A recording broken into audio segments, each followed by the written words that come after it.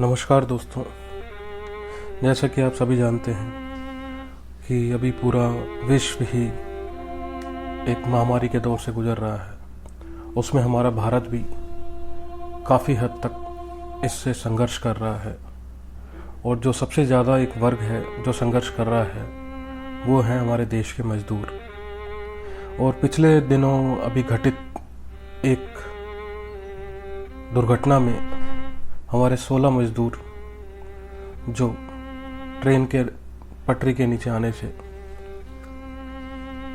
जिनकी मौत हो गई, उनकी पीड़ा को मैंने शब्दों में बयान करने की कोशिश की है।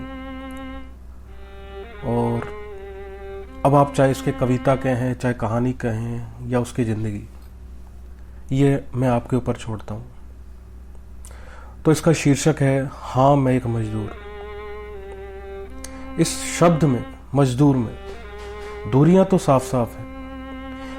फिर चाहे वो मेरे गांव से हो या वो किस्मत से, या उस पत्थर की मूरत से जिसे कहने को तो ना जाने भगवान, खुदा, वाहेगुरु कितने नामों से जाना जाता है, परंतु ना जाने आज तक ना तो मैं उसे ढूंढ पाया और ना ही वो मुझे। ये एक मजदूर की कहानी है, मजदूर खुद ही बयां कर रहा है। खैर छोड़ो, मैं ठहरा मजदूर। तो बात कुछ ऐसी थी, गांव से दूर शहर आ गया था मैं, काम धंधे की तलाश में। शुरुआत हुई एक चौराहे से जिसे शहर में लेबर चौक के नाम से जाना जाता था। पहले दिन की दिहाड़ी मिली तो न जाने कितनी उम्मीदें जाग गई। अब तो माँ के लिए आंखों का ऑपरेशन भी करा लूंगा, और पत्नी और बच्चों के लिए कपड़े, बाबूजी के लिए थोड़ा सहारा लगेगा। परंतु शायद कुछ ज़्यादा नहीं सोच लिया था मैंने। फिर सोचा मैं दुगना काम करूँगा, कम खाऊंगा, मर थोड़ी ना जाऊँगा। तो जी बात कुछ ऐसी थी कि ज़िंदगी की शुरुआत हुई, कोई 300-400 रुपये की आमदनी रोज़ाना हो जाया करती थी। शहर में घर की कोई ज़रूरत नहीं थी। वो चौराया, हाँ वो था ना, लेबर चौक, मेरे जैसे कई भाइयों का आशियाना था। गुजर बसर हो ही रही थी कि शहर में खबर उड़ी कि कोई विदेशी अमीरी की बीमारी आई है, छुआछूत से फैलती है। पर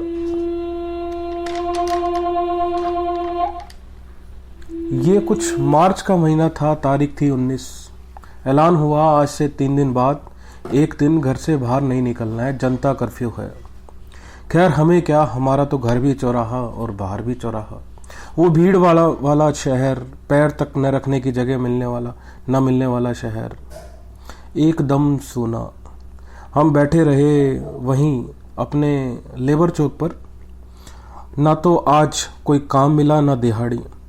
फिर भी कुछ रुपए बचा कर रखे थे मैंने, परंतु खाना खरीदूं तो खरीदूं कहाँ से, सब कुछ बंद। कुछ देर बाद कुछ लोग आए और आवाज लगाई, खाना ले लो, खाना खाना। चावल थे, छोले थे, चलो खा लिया। परंतु ये क्या, 2 दिन ही बीते थे, ना कोई काम मिला था, और ऐलान हुआ कि अब 21 दिन और पूरा देश बंद रहेगा। सुनते ही न जानो पैरों तले जमीन खिसक गई। अब क्या होगा, कैसे चलेगा। कुछ ने कहा फिक्र ना करो, खाना फ्री में मिलेगा। अब उन्हें कैसे समझाऊं कि फ्री में ही खाना होता तो गांव से इतनी दूर क्यों आता। खैर सोचा गांव की ओर जाता हूं, परंतु रेलगाड़ियां बंद, बस बंद, सब कुछ बंद, और हम वहीं यार वही लेबर चौक पर। 21 दिन बीते कि ऐलान हुआ कि 19 दिन और ऐसे ही रहना होगा। अब रहा ना गया, कोशिश की और पैदल ही निकल पड़े घर की ओर, गांव की ओर, अपने बीवी बच्चों की ओर, अपने माँ बाप की ओर। कि अफवाह फैली थी कि अब सब कुछ खत्म, सड़कों पर लोग गायब, लेकिन मजदूर अभी भी वहीं सड़क पर। आखिर कितना पैदल चलते, कभी थक जाते तो फिर किसी और चौराहे पर सो जाते। खाने को कोई ना कोई दे ही देता था, लेकिन चिंता थी तो घर परिवार की। और फिर उठ खड़े हुए और चलने लगे। फिर लोगों से सलाह हुई और निर्णय हुआ कि जिस पटरी से रेलगाड़ी में बैठकर गांव से यहाँ काम करने आए थे, उसी के सहारे सारे पैदल चलते हैं। भटकना नहीं पड़ेगा।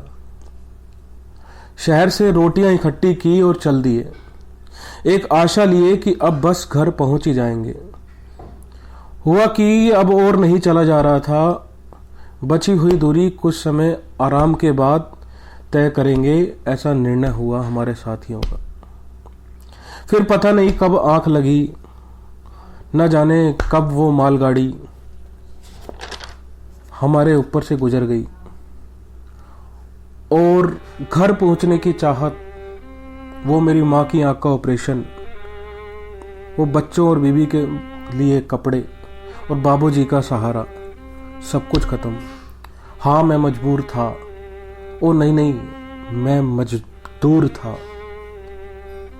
तो दोस्तों, ये मेरी द्वारा लिखी गई एक छोटी सी कहानी थी, लेकिन उन मजदूरों के द्वारा जी गई जिंदगी। इतना ही था। शब्द कोशिश करी कि शब्दों में मैं उन मजदूरों की आपको स्थिति बता पाऊं, मनोस्थिति बता पाऊं। धन्यवाद।